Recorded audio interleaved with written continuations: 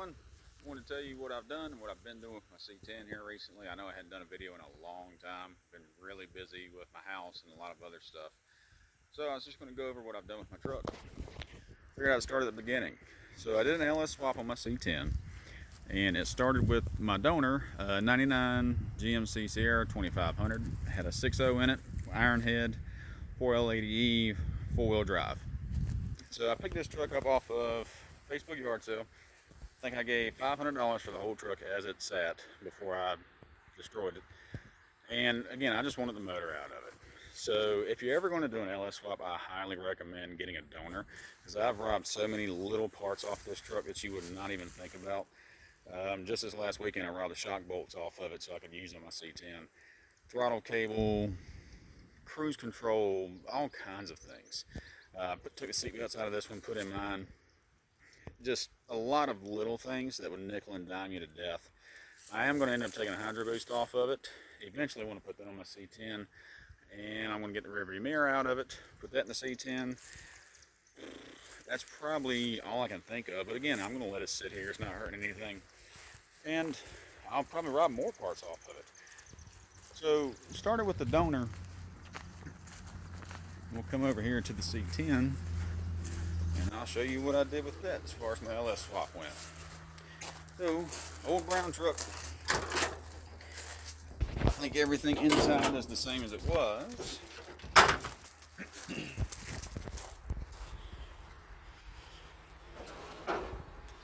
And there it is. 6.0 LS, LQ4. It was an iron head engine. I took the heads off and swapped for a set of 862 aluminum heads. Found those on Facebook Marketplace cheap. And ignore my wiring. I'm going to go back through this and fix it, make it look better. It works, but I do want it to look a lot better. I kind of threw it together to get it out of the garage because I had something else I had to do. But I'm kind of glad I did, because I would have spent a lot of time getting the wiring right, and that would have been a lot of miles I would not have enjoyed with my truck that I've gotten to do. So when I did my swap, I researched it to death like I do everything, and ended up going with the cheapest steelwork mounts.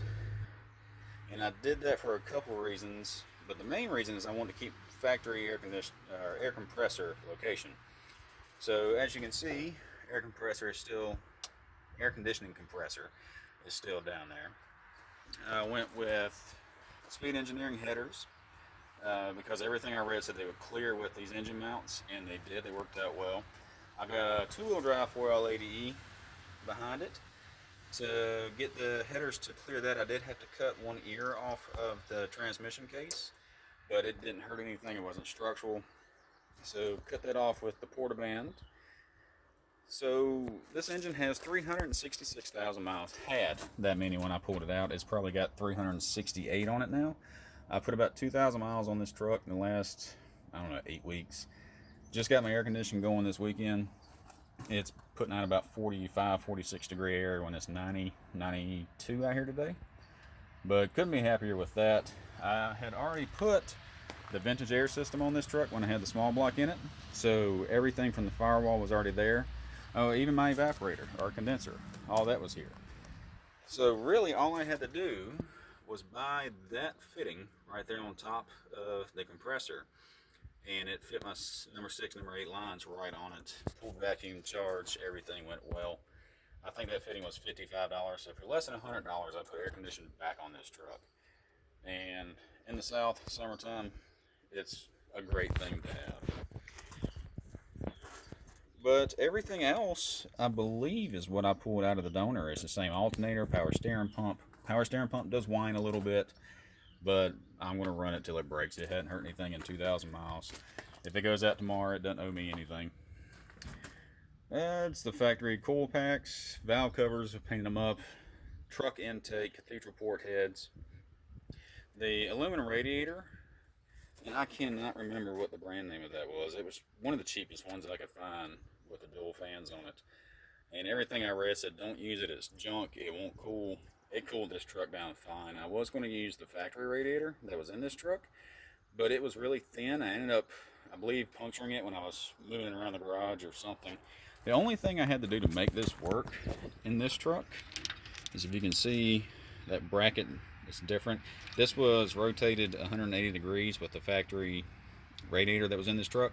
So I just took it off and cut and welded it so that it would fit this radiator. But that's the hose that came off the donor truck. The lower radiator hose is the donor. I did have to buy, let's see, I bought a fitting to put in the back of the intake so I could run my power brakes. Being that the other truck was hydro boost, it was just a blank in it. So the 350 that I took out of this truck and the 700 R4, ended up trading those for QA1 front coilovers, which I put on this truck. Let's see, not sure. Hard to get a good video, but you know what they look like. There's videos all over YouTube on them. I can't say it was a night and day difference of handling, but it is definitely better. So for engine management, that's part of my bad wiring, I ended up going with the Holley Terminator X for a couple of reasons. One, when I pulled the other truck apart, the harness was really bad. I mean, it was 21 years old when I pulled everything out, 366,000 miles. It was oily, greasy, nasty, and I just didn't feel comfortable trying to use that. I didn't want to take the 6, 7, 8 hours to pin it out and cut it back just to find out that it was in bad shape anyway. I've been through a lot of heat cycles and things like that. So I looked at different harnesses, figuring out what would be the best for me, and I settled on the Holley Terminator X for a couple of reasons. One was the price, one was the ability to upgrade later if I wanted to, and the tunability. So I can get in here and do things I need to do when I want to do them, versus a factory ECM where you have to take it to a tuner unless you really know what you're doing, and I don't. But I do like a lot of things about it. You hear my fans coming on. One thing I really like about it is all the different functions that I can monitor and the different screens that I can set up. So this is what I normally drive with, just so I can quick glance look at different things. I really like the speed of mile per hour that I didn't even know this would have. So I do have the GPS gauge, but it doesn't always pick up. So this has been really nice just to take a glance. There it is. And if that screen is too hard to read going down the road, you can configure these to any way you want to have whatever setting. I think there's 200 different things you can put on this. So it's really, that was the one I was looking for. But it's really nice, it's really easy to use for somebody like me. I'm not computer illiterate, but I don't know anything about tuning. So this has been really good and a fun experience for me. I did take this to a dyno, put it on the rollers to see what it would put out and have it fine-tuned. And this truck ended up making 290 horsepower to the rear wheels and I think 320 foot-pounds of torque. And that doesn't sound like a lot, but on a truck that weighs, I think, 3,200 pounds with that in it, it's pretty good. It's not bad. Again, it's not earth-shattering, it's not turbo, it's not going to reverse the Earth's rotation when you hit the gas, but it's a fun driver, and that's what I wanted out of this truck. This is something I can put my wife in comfortably. We can cruise, we can ride wherever we want, and it's just been a lot of fun. And I'm so happy I did the LS swap. I was really torn on doing this when I had a great running 350 400R 4 setup, 700 R4. And it's just been a lot of fun. It's definitely worth the time and the effort and the money. What did it cost? I don't know. I see guys say they did it for less than $1,000 in a weekend. I don't know how they do it.